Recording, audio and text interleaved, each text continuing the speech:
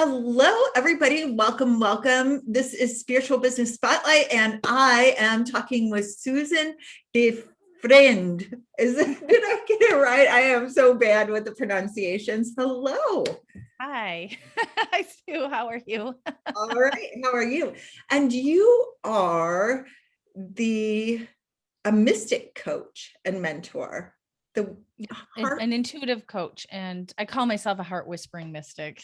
Okay, and that's your website, Heart Whispering Mystic. Yes. Mhm. Okay. Now, what does heart whispering mystic mean? That sounds so uplifting and really gentle. Well, I'm an empath. And so the way that I work with my clients is through connection through the heart. So, heart whispering, I really am able to bring out what their heart wants them to hear. So, in that sense, that's the heart whispering part. And I'm changing often, but mystic is the best way that I see myself. There's a little witch in me, there's a little, channel in me, all of that, but I feel like mystic brings it all together. So I came up with this title. I like it though, because it's nice, like you said, there's the witch part in there. There, when we were talking the other day, I think you mentioned like there's an alchemist part in there Yes. and Yeah. mediumship that you're opening up to. And Yeah. so, how did you start? Like, what was your first notion that you had some gifts? Wow. I think I've always had it since I was a little girl. I wouldn't say I can't really recall all of the things. Definitely not on this call, but I always was deemed the lucky one in my family. And so they would give me like the scratch lottery tickets Oh, because no. Susan always wins. And I would know before which cards would win and which wouldn't, things like that. And my parents would enhance those times, but other times when I would have like thoughts or feelings, intuitive hits as we call them, it was dismissed. So there was like this mixed kind of message about being that. I can remember times where, like when I was 9 and at school, the teacher came up with a game, pick a number between 1 and something like 50. And she went down some big prize that she had that she wasn't telling us. And I knew the number right away. And she went through the rows of kids in school and I said the number, but I didn't just say the number. I was like 45, 45, and really like high vibing it out. And everybody's like, and then everybody's jaw dropped when it was 45. But, Right. but I had already known. I had a lot of stuff like that when I was a kid. I was bullied a lot when I was little. And I never understood why. I'm in the process of writing my book right now about it. That sensitives and empaths tend to attract their bullies, but we don't know that. Like it's just because of our energetic fields are so, we're very expansive, whether or not we're doing anything with our physical being. So I'm finally really understanding all that stuff about myself. Anyway, kind of went off. But since I was a little girl, I know that I've had these gifts. Right. And I love that you're sharing your story and how this unfolded for you in a book format, because I feel Yep. like right now we're on a precipice of a new level of understanding sensitive people and mystic experiences, psychic experiences, and intuitive experiences. Yeah, I agree. I see it everywhere. In fact, last night I was on my my coaching training has like where I got my coaching training, they have group events every once in a while. And I've been really wanting to get back into that to see how the coaching has evolved and Right. also to connect with other coaches. And we had a course on Akashic records and how to bring that into your coaching. And I was like, yes. And yes, so Right. and it Right. was amazing, because the way that they were teaching coaching, so I've been a coach for 7 years now, and I knew that there was some spiritual stuff baked in Right. without the wording. And I met the woman last night who helped push that along in the background.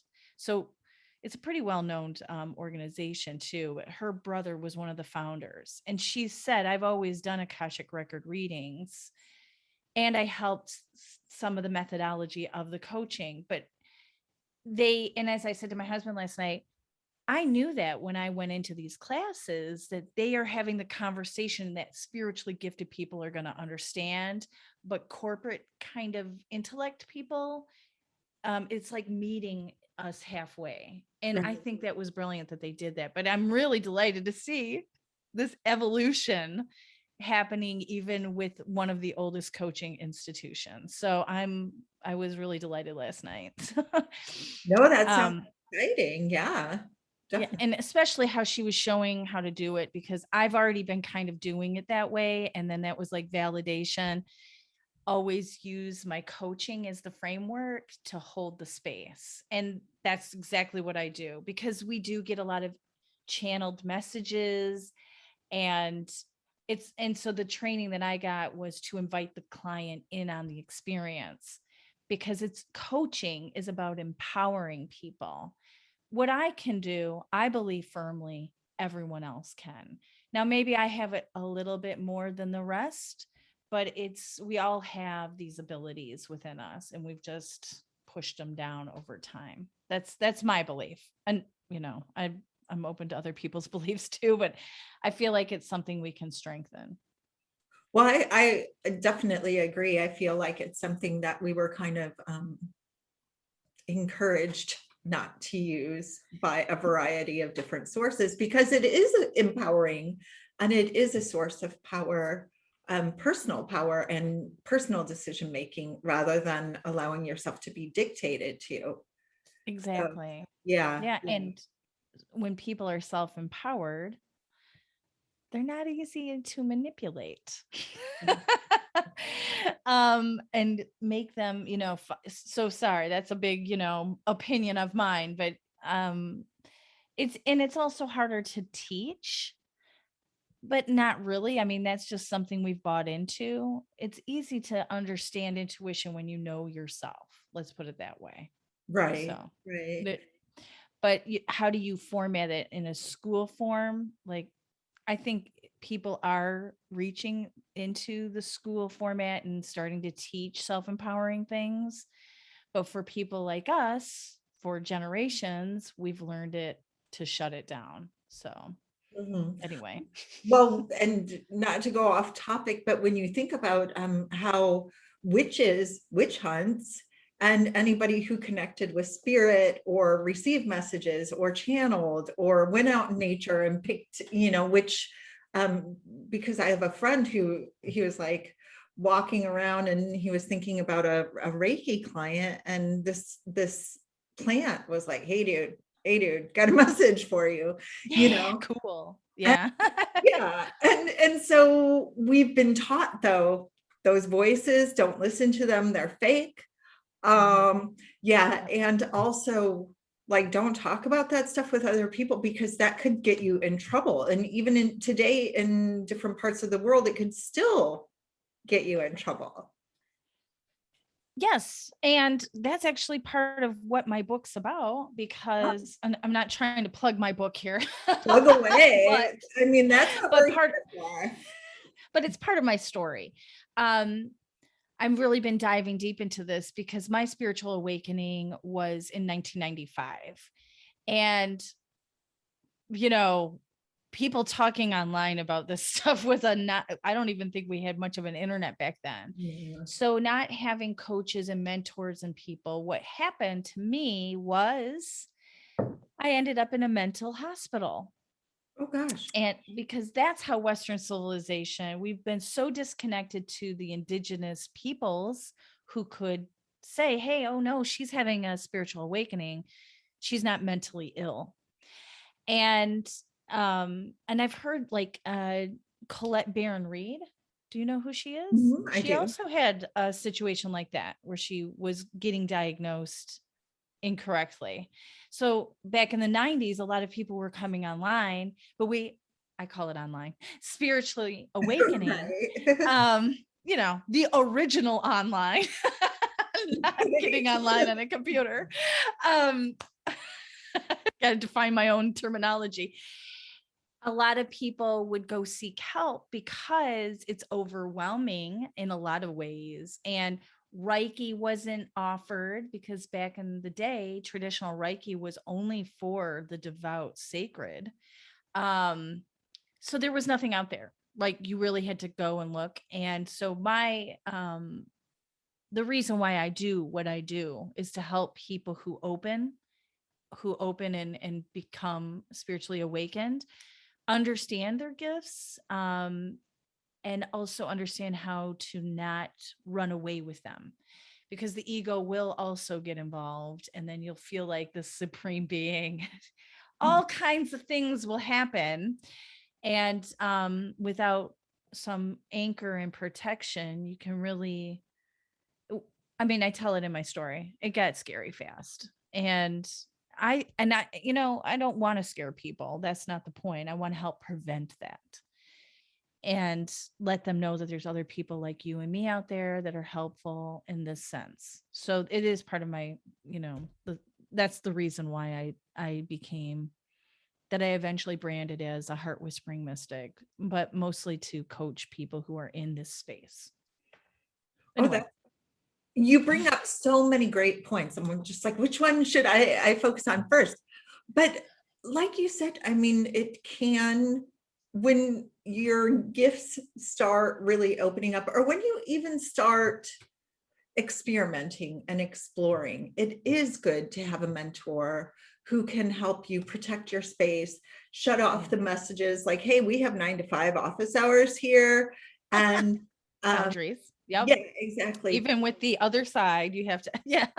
Yeah. Well, exactly. And also how to protect your space, because unfortunately, like you said, these are the things that have been lost to Western society because we have completely severed a lot of the traditional roots or the ways of learning from generation to generation from one another. Especially, I mean, these things travel in family lines. And like you said, might not be just family lines. It might just be that we're all able to do this and we never had guidance on.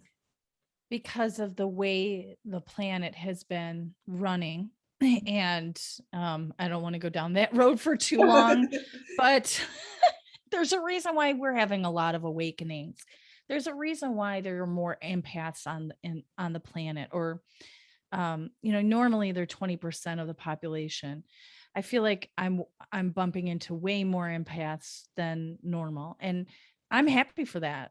But empaths are naturally here. We're natural healers. We understand energy at a level that most people have to learn. Right. But they're walking around not knowing they're empaths, and so they're always stressed out, or so even if you don't want to become a mystic and all that stuff, just knowing that about yourself can be so freeing. Like, oh, when I'm in a group, I'm picking up the energy of the entire group, and if there's one bad egg in the group, I'm really super focused on that person, but I don't know who it is or where it's coming from. I feel horrible after I leave. I don't like groups anymore because just knowing why and knowing how to enter a room protected, you can have your own power back and enjoy people more. Like, that's number one. And being sensitive is an intuitive power, a gift, power. It's called clairsentience, and I think they have a new clair where they call it clair empathy, but I always stick with the 4 clairs because those are the ones I know. But clairsentience is where you feel with your whole body, and empaths feel other people's feelings and emotions, so it's a little bit, there's a nuance there, but anyway. So being sensitive, and that's what I say to people, you already have an intuitive gift if you're sensitive. Oh, nice way to put it. I like that. Yeah. Yeah. Yeah. Because sensitivity and luckily we're evolving out of that like 50s, like drill sergeant mindset, like buckle up, you're just being weak. You're not. And people are Yeah. like, oh, I have feelings, and feelings are important. And Yep. being able to connect with other people's feelings is a superpower, or actually being sensitive to what they're going through and being able to like put yourself in their situation. Yes. Well, yes. It's a double-edged sword if you don't know what's happening. Yeah. There is a thing called empowered empath, and Dr. Judith, yeah, her name's Judith.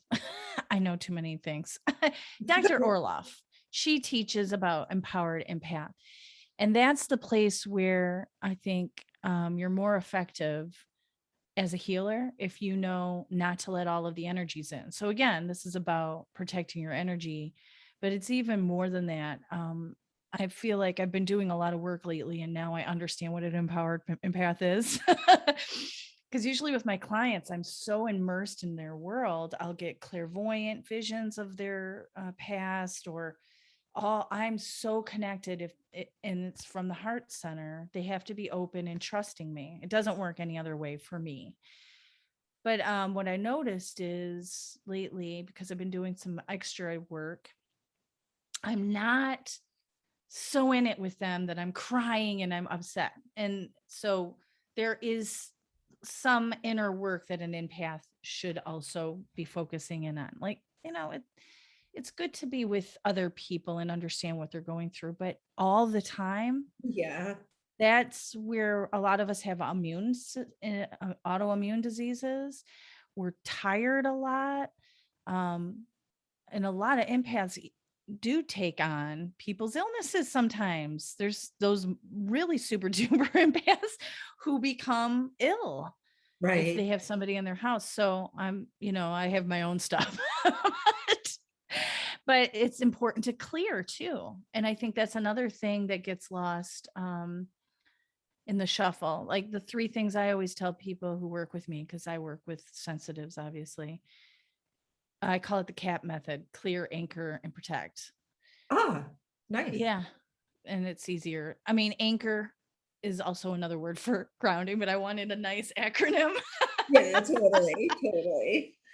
And I mean, I just had somebody the other day reach out and say, oh my God, I went to a parent teacher conference and I was exhausted for a half day the next day. And I said, well, here's a quick tip, because there is a lot of fear on the planet, and we're going back to school and parents are scared about their kids. I'm like, I can only imagine what you picked up in that conference, you know. How are we going to do this? And depending on what country you are, the kids need to be masked, and it's a lot more for parents right now. And so, and the Oh. kids too, everybody's like this, and it's all out there. If you're walking around not knowing you're not sensitive, for sure. I know for the last year, I like, no problem, I'll stay home. Right. And then my illness kicked in. You Oh, no. must stay home. You can't go out there. But Right. in a way, and I was afraid. That's why, I was afraid, as most of us have been. So understanding that about yourself can really, help you reintegrate into society, I feel like. Right. Right.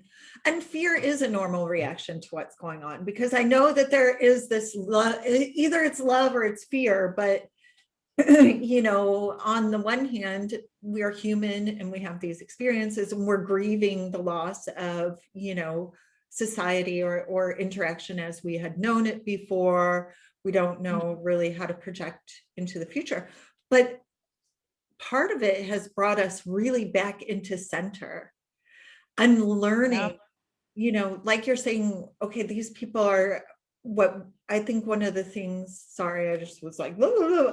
I know. Let it happen. It happens all the time. But also the internet is a Mm, source of yeah. like not Energy. only the EMFs from the electricity and the hardware and the software and the electrical output, but also the energy Yeah. that's on the internet is It's, and I mean, month one of the pandemic, I'll never forget, because we got like billions of more people online all day long who usually were at work. So billions, I don't know, maybe, I don't yeah. know. But all of a sudden, all these new businesses opened up.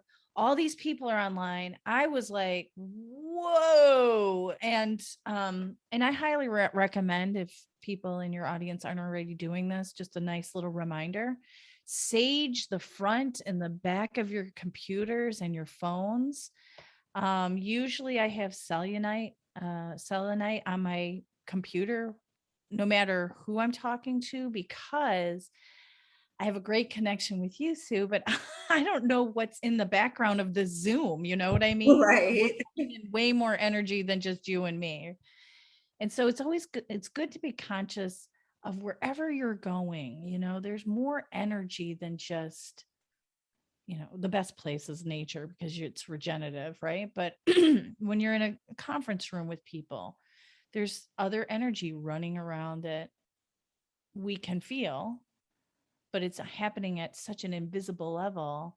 And I forget too, I have my handy tools, like just focusing on my feet to ground to Mother Earth, or, little protection spells I can do in the moment, or wearing bracelets that help me, just little, and that's the little witch in me. And I like the Wicca and pagan, I don't know if you call them religions, but anyway, I love Traditions, their, I usually call it, yeah, because Yeah. they connect with earth. And I think that's a big thing that a lot of people realize with the pandemic.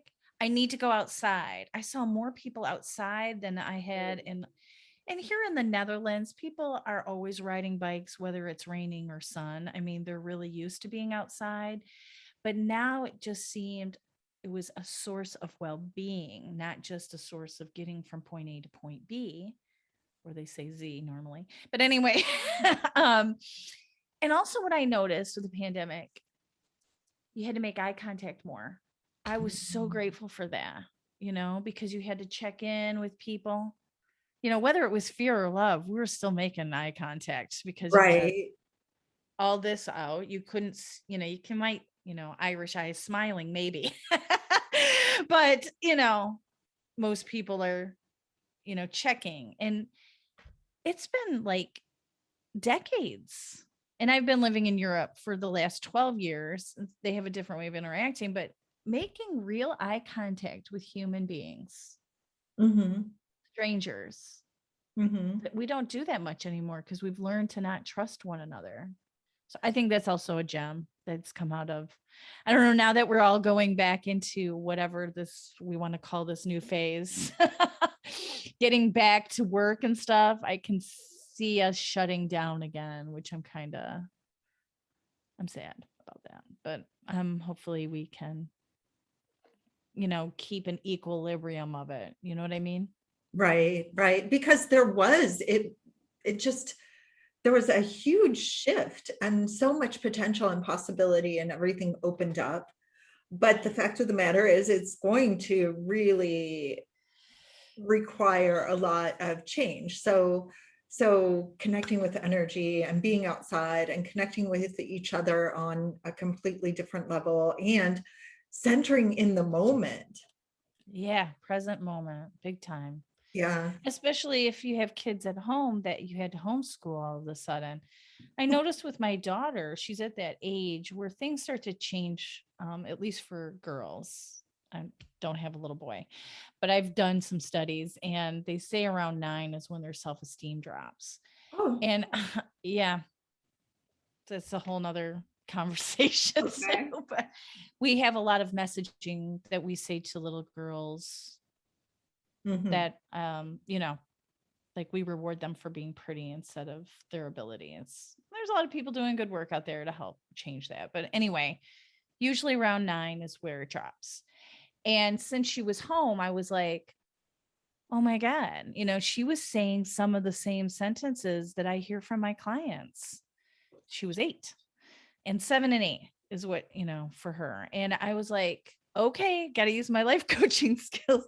We're going to make some affirmations and post them up on your wall when you're working with your, the class, because this environment is new to them because they're under 10. They're not used to being on Zoom. And there was this competitiveness that was like ramped way up because for them, I mean, what I kind of understood is most of the time computers for kids at that age is about games. So it felt like a game, and she felt slow and not smart. And I'm like, well, is that how you feel when you're in the classroom? No, because she couldn't see everybody answering, right? They're sitting at a table. So that whole dynamic came really alive too. And I was like, whoa.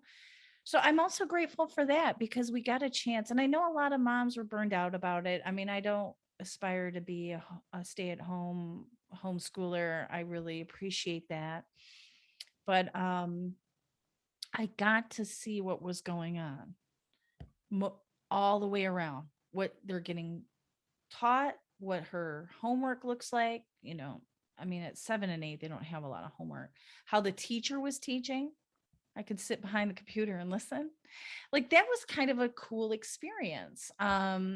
But also I get to see kind of the bad side of things. So, but then it gave me a signal to help her more. Anyway, there's so many gems that came out of this, I think, and also some struggles. I mean, as we know. Anyway, I don't know. We kind of went off on a tangent. No, but I think it's important too, like you were saying, just to find those gems. Everything has shifted, and it's really important when that helps to ground you so completely, because you're just like not focused on what if, what's going to happen, da da da da da. You're like, what's going on now? How can I be present in this moment? And then it connected you with your daughter a lot more. And so things like that might not have happened in the same way had the world been completely different. Right. And you can see now all of the different places, myself included, where we have gone into automation on things. Right. So she's off to school. I don't have to worry about that. Right. There's in places I had to kind of, I am raising a highly sensitive person. And that's why it was hard for her to be in front of and these are the reasons, and not to mention the self-esteem thing, but also she's not used to this. And I mean, I had moments where I couldn't be on another damn Zoom call. I'm sure there's people in your audience are like, yeah, it's like, there's not enough sage in the world. Right. And it was like, too much exposure, in some ways. Yeah. Yes, definitely. And that, I think, kind of bubbled up into this boundaries thing, where boundaries became, because when you're at home, when you're working from home, you and I both know it's easy to like just get sucked in and be completely outside of your body for the entire day and not grounded. And I'm all like, where am I going with this? But overexposure is what I said. Yeah. Oh yeah, the overexposure, and then just being on so much more often, when you don't have to. Yeah. And like going back to like all these people being online all of a sudden, and if you've been a business for a while, that also within me, I'm like, wait, I've been here the whole time, that kind of came up, and now I have to be on more, and all of this. There is a lot of stuff. So and in a lot of ways, I don't think we're over that hump. Like I'm seeing how, for me, I have a way of getting through the tough times, the 50s kind of soldier up kind of thing that you were mentioning, and get through it. And I am in a process of deconditioning as a spiritual guide coach. I don't, I want to live the way I work and teach and coach. I don't want to be on computers all the time. I can see how much it drains me. And then when everybody gets home, I'm like, I didn't have enough time to myself. Wait, I had the whole day. Right. Like what was I doing with my day? So I'm learning to build in, for instance, a call with you or this interview, and then afterwards get on a bike or go for a walk, or I like to vacuum. Well, you can come over here. I have 2 dogs. So, Oh yeah. I mean, and it's just this motion of, and then I can kind of, the white noise kind of takes me to a different place. And, just finding those little things that has helped me kind of not be on the computer and stay grounded in what I want to do and how I want to run my business. But, and that's a process too, of unlearning, really. right. And I love that too. Like you're building this into your time already so that okay, I have this hour, I'm going to talk to Susan, or if we talk for 2.5 hours or something like that. Yeah. We do that. Yeah. And then you're just like, okay, and then I'm going outside. And Yeah. that's so important, especially for sensitive people, especially for empaths. It's just like cutting that connection, even if you take the moment to say, Yep. it's. And if you can't go outside, because I'm looking right now, and it's pretty dark out there, you can bring elements of nature inside. So plants. Downstairs, I have a Himalayan salt lamp that's on every morning. Crystals, or normally I have a candle in the background, but just things that make you feel, I'm outside, because that was something I also had to dip into a little bit, because going outside was, my immune system is, it's working, but the way, but because I have this illness, the way to help my body have less pain, I use some medication, and that suppresses my immune system. So there were moments where I'm like, okay, I don't know what's out there. And for me, I just kind of focused on how can I bring the outside in, so, and that's also helpful. I don't think you don't have to be a nature lover 100% of the time, but empaths do get a lot from connecting with nature. So, I started growing plants, which, and focusing on nurturing that, and connecting with that plant with love, and I mean, that's amazing right there. But anyway, I don't know. We're going so many different places, Susan, so I don't know. I hope I hope this makes sense to everybody. I like nonlinear anyway, so it's just, and I also think it's really important too. We're coming on fall, so in the Northern Hemisphere, and a lot of people are going to, again, be kind of confined, especially city people are going to be a little bit more confined.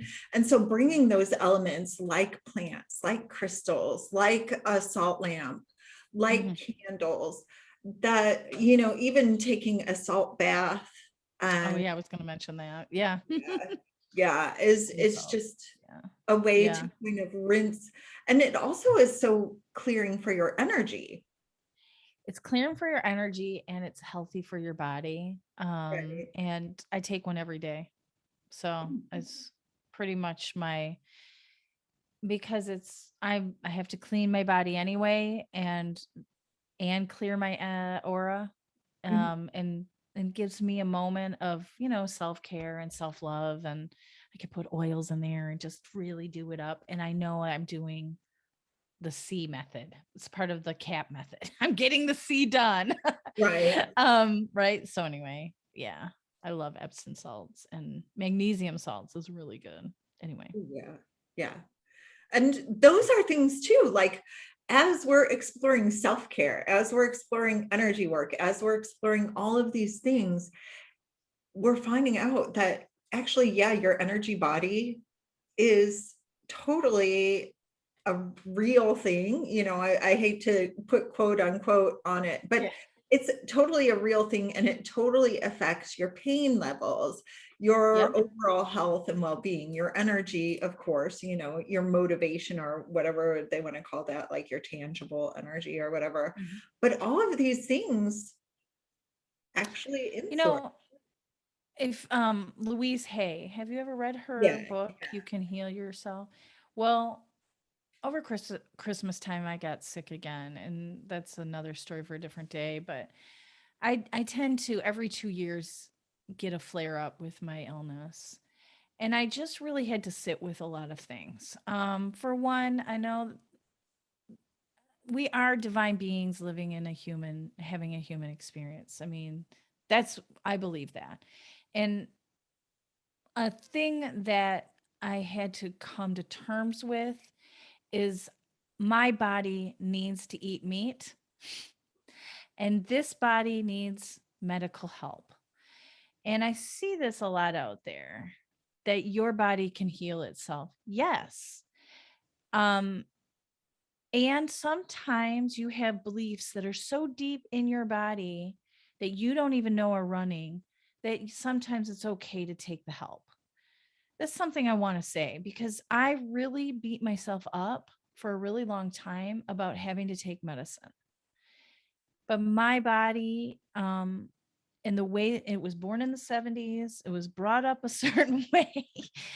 And I've I've gone vegan, I've been a vegetarian, and every single time those things have brought me out of remission.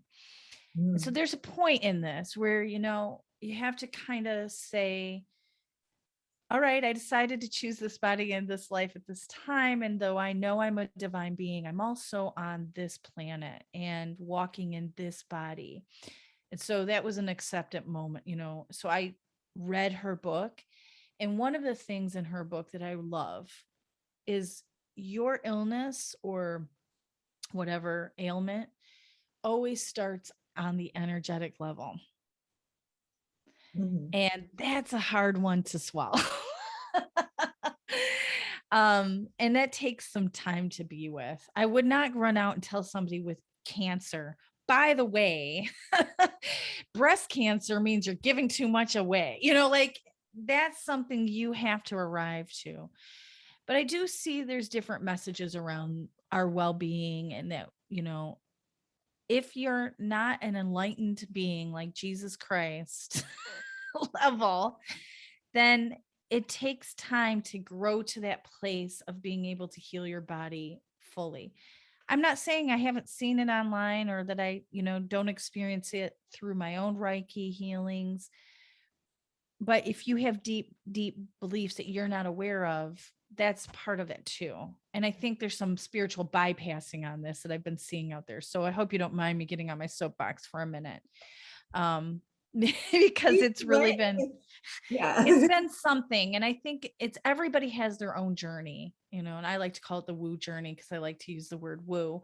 Um, wherever you find yourself on the woo path, right? Like, I'm finally understanding that I am a medium, and I'm accepting that word into my vernacular. But if you had asked me a year ago, I would have been like, I connect with the other side.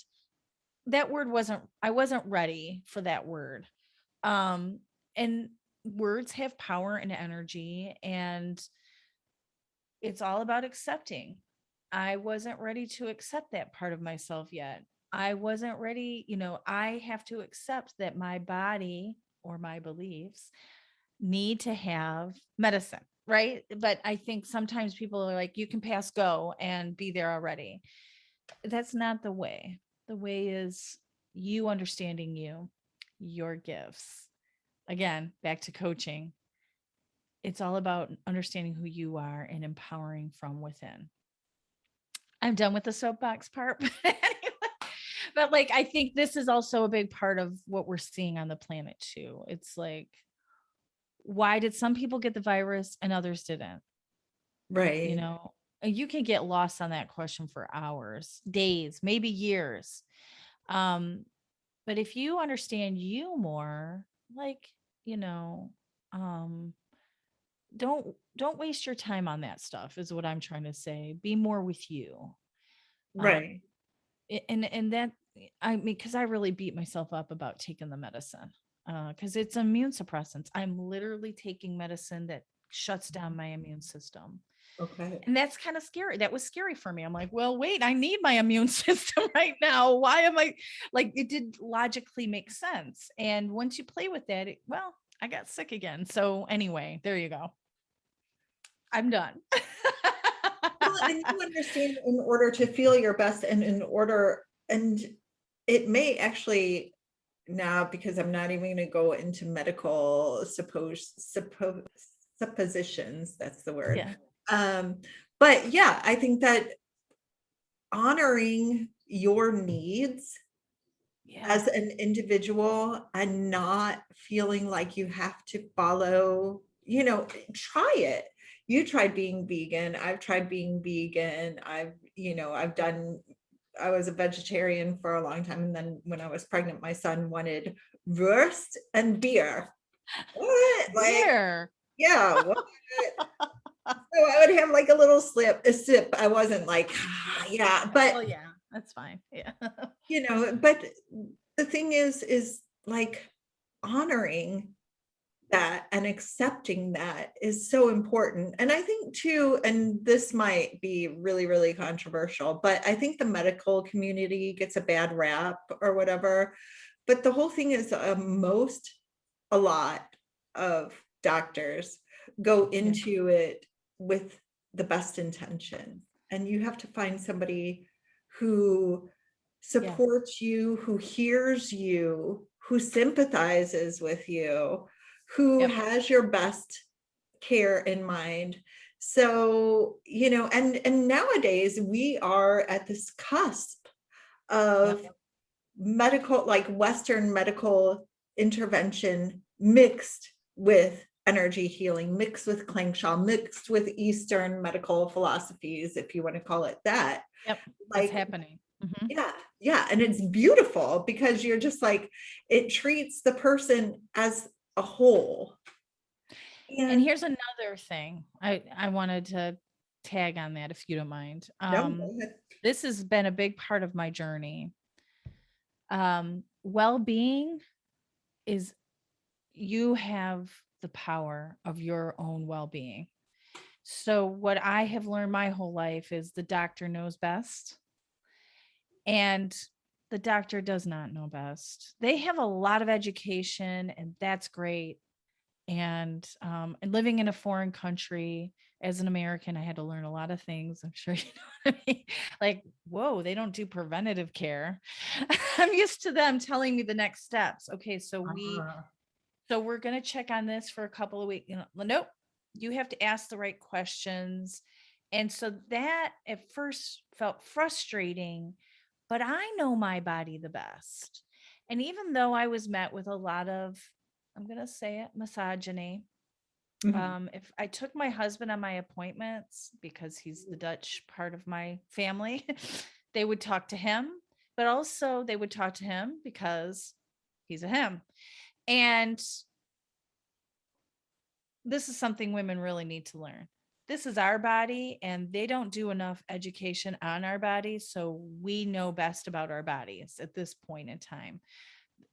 That's another story again, but it's about, this is another place of taking control, taking back power. I don't want to say control, but taking back your power. You are responsible for your well-being.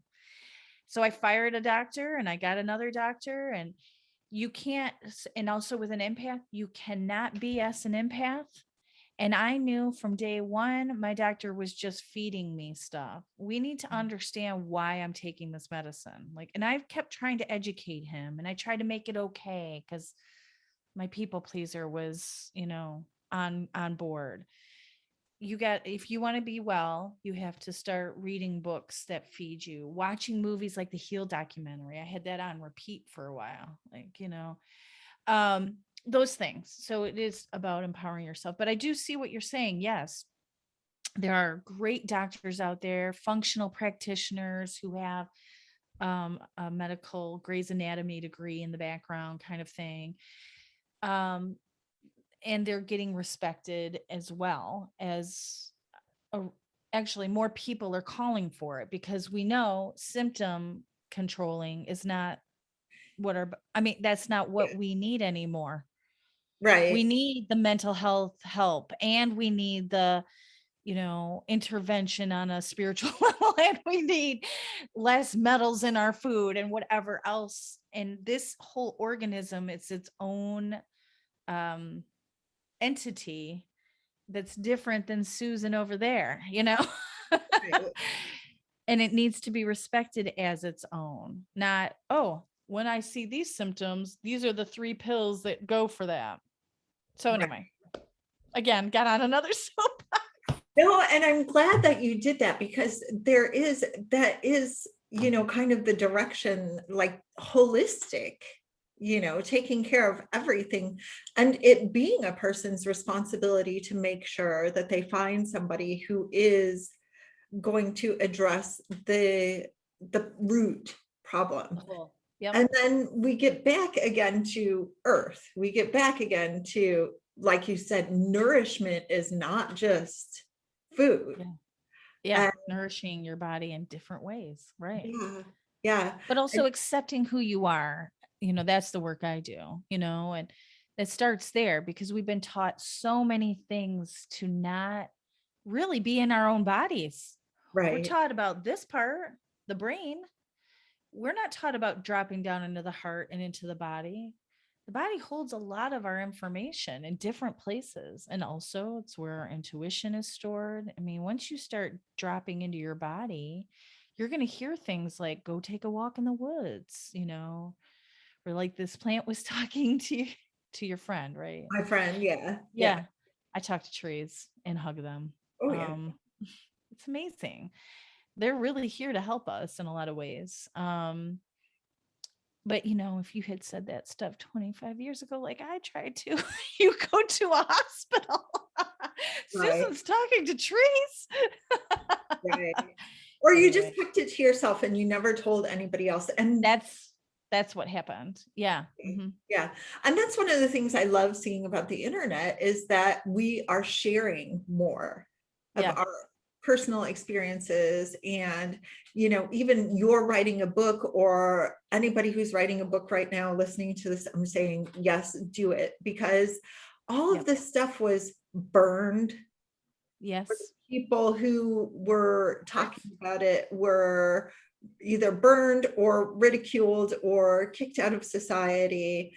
And now is our time to, like, as one massive unit, kind of Bring back this part. dictate. Yeah. Yeah, not A dictate. lot of it was like the feminine teachings and things, Oh yeah. Words have been changed. Mhm. There's so many things that we don't really understand, how much this society has been shaped to be a certain way for a certain amount of people. Right. So there's some stuff to do. But you know what? I'm going to go say it again. Getting back to you, you'll have those answers, because a lot of this is encoded into your DNA. And like, I'm really about people learning about their own wisdom. Trust that, because we've been talked out of listening to that. Speaking about the book writing, I did not write my book for a year, but I still had my guides every day. Hello, it's time to write that book. And I've always written fiction for fun and creativity, because I'm a pretty creative. We're all creative, and I love to create things. That's kind of one of my problems. I get distracted with my creations. It's a good thing and it's a bad thing. But I started writing a book last year around November, because I have all these writers around me. My sister teaches creative writing in Boston, Massachusetts. Just I have writing in the blood, but I'm like not good enough. All of those things. We all have to work through those things. But also my intuition was like knocking on the door. Uh, And finally the universe really, you know, conspired to make sure I listened. And I do intend on publishing this book. Right now, what I see the gift in this book writing is I'm remembering things I forgot. We are our own worst enemy. We can hide things. I was like, "Oh my God." And here is the gift of seeing what you can't see. As soon as I started seeing this stuff, when you can see it, you can heal it. The next day I had a client call and my mediumship went up 50 levels. I was like, whoa, I've never been able to do it that way. This is the gift of really going deep. And now I understand why they were begging me, just write the book, just write it. Just please write this book. Like I would get emails of influencers I follow and they don't have anything to do with book writing. And the title would be like, isn't it time you write your book now? And I'm like, oh my God. And then finally, the final straw was a good friend of mine and a fellow entrepreneur was finishing her third book. She's like, I'm going to be writing every morning. I'm going to open up a space. Anybody want to join me? And I was like, okay, now I have an accountability buddy. And I'm almost done. And I started in August back again, and it's almost done. But it's not really about what I'm learning. It's another, I love to write to go deep. And here I am. I'm like, wow, 26 years later, I just released something huge that I hadn't seen. I mean, I'm still working it out because it's big. I know why I hit it. But again, I just want to say here on this podcast, I teach how to tap into your intuition. And I'm going to confess fully that for a year, I was ignoring my own intuitive hits. We have to constantly practice and listen and trust because, I had other things to do. And that's okay. But I want to show that we're always learning how to trust ourselves and get back into listening and following that through. Because I mean, we don't trust ourselves. We go to the doctor when we get sick because we don't know our bodies, things. And yes, we have to have that. I'm not saying negate them totally, but when you get back into here and you get back to learning about what you are able to do and understand that, watch out. Life is going to get fun and easy, easier, right? Yeah. I mean, that is one of the things too, I've been thinking about, like the dark night of the soul. And when people get to that place where everything kind of collapses around them, it's usually because they haven't been following their intuition for long enough time that their intuition is like, I've had enough. Yeah, I've had enough.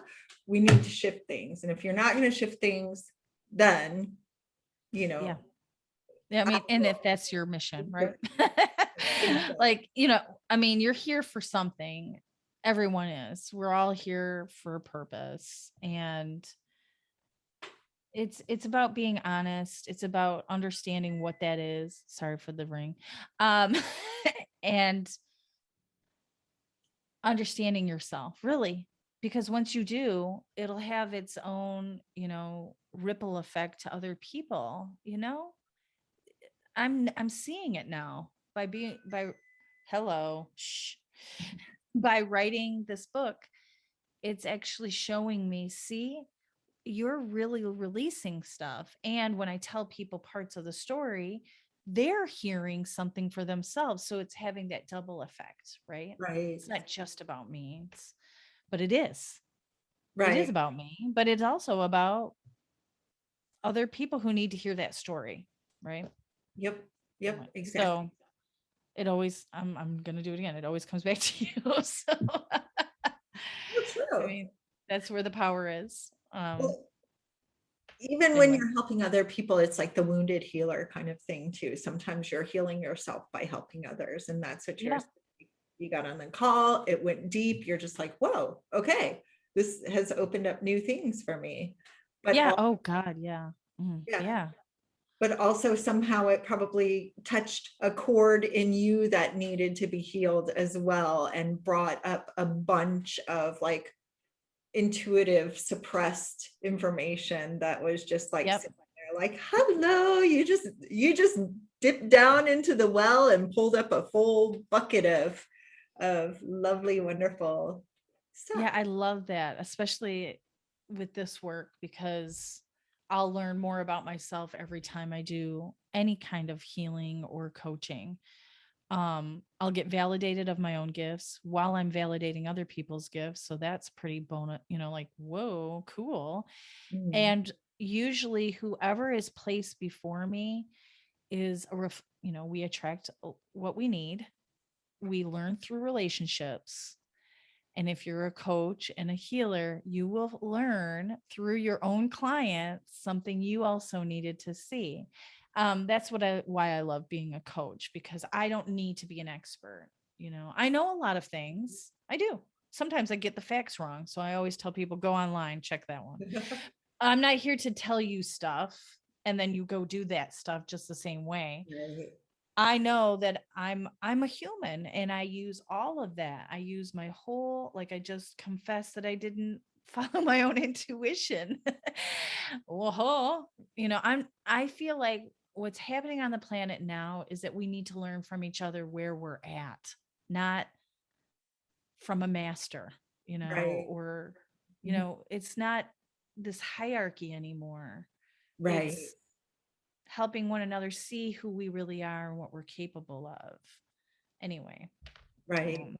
Right. and so often I get, like I said, I did all that work on my book and then I had a client session and then I saw the effect of working on my shadow, the shadow side right away. See, Susan, and I asked my guides in my head after that, I'm like, why wasn't I crying more? Because she really had a breakthrough. And usually I'm like, ah. They're like, well, you're moving into your empowered empath because you've done the work, you've released that so you can hold space better. And then I'm like, and also, what was that about where I like was spot on also by doing, like I'm having this conversation in my head with my guides, but they were like, yeah, that's what, and it's not like we're having this. I mean, this is a downloaded kind of conversation. Right. It's It more like just comes right up. yeah. This is why. Here's why. Yesterday you revealed this, and now you're free to be more authentically yourself because you have less triggers. Blah, blah, blah. These are the benefits of doing inner work. And I love this stuff, Susan. I could talk about it all day. I get you on that. I hear that completely. So if somebody wanted to book a session with you or find out more about your work, how can they get in touch with you? Yeah. Heartwhisperingmystic.com is my website.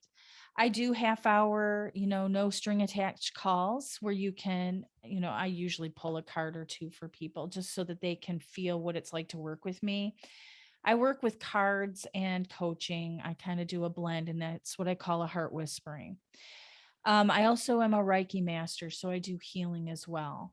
So if they were interested, so you get like the whole thing when you work with me. I'm in the process of transitioning a few of my online services, but right now they could, book a 30-minute call with me, see if what I have to offer fits them. I give you a little taste of it, and then we see, if we're a fit and if I can help enhance your intuitive gifts. And you can Wonderful. find it right on my website. Okay, and that will be in the show notes for those of you who are watching the replay, and it will be underneath in the comments on the YouTube and in the show notes on the podcast. So, Woo, lots of places. yes. So I am going to let you get on with your day today. And it was wonderful speaking with you and hearing Likewise. about your work and yeah, letting you share your wisdom and experience with us. I really appreciate that. Thank you for giving me an opportunity. And I just enjoy talking to you, Susan. So I hope we keep doing that. Yes. And thank you for having me on your show or your podcast today. Thank you. You're welcome. You're welcome. Everybody, again, this is Susan De Vriend. I get it wrong. Yeah. It's with a V. Vriend. Yep. It does mean friend in Dutch. So anyway. And you can find her at heartwhisperingmystic.com, or you can email her directly at Susan, SUSAN, at heartwhisperingmystic. That's HEARTWHISPERING mystic, MYSTIC.com. And that's her handle on Instagram, Pinterest, and LinkedIn. She's Susan De Vriend. So, thanks again, everybody. This was Sue Ellis-Saller from Spiritual Business Spotlight, talking with Susan from Heart Whispering Mystics today. Take care. Have a great one. Bye. Thank you. Bye. Bye.